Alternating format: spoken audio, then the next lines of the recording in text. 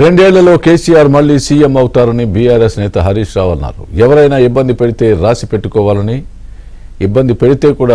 పెట్టుకోవాలని బీఆర్ఎస్ ప్రభుత్వం వచ్చాక వడ్డీతో చెల్లిస్తామన్నారు. మీరు 5 ఏళ్ల కోసం గెలిచింది కదా, 5 ఏళ్లు కదా. ఇప్పుడు ఈ కాంగ్రెస్ ఇక దోసాల కంటే ఎక్కువేం ఉండదు. దోసాల తర్వాత ఎప్పుడు ఎలక్షన్ వచ్చినా మళ్ళా గులాబీ జెండా ఎగురుతుంది, కేసీఆర్ గారు ముఖ్యమంత్రి అవుతాడు. ఎవడన్నా మిమ్మల్ని తిప్పలు పెట్టి రాసి పెట్టుకోండి. మన గవర్నమెంట్ వచ్చినాక మిత్తితో సహా అని చెల్లిద్దాం, ఏం భయపడకూడదు. ఎవరిని విడిచిపెట్టేది లేదు ఈ తప్ప. సో ధైర్యంగా ఉండండి. కాంగ్రెస్ ప్రభుత్వం వచ్చినాక ఏది కూడా సరిగా జరుగుతున్న పరిస్థితి లేదు. ఏం జరుగుతుంది మీకు తెలుసు కదా. ఏది చూసినా సగం సగం ఆగమాగం.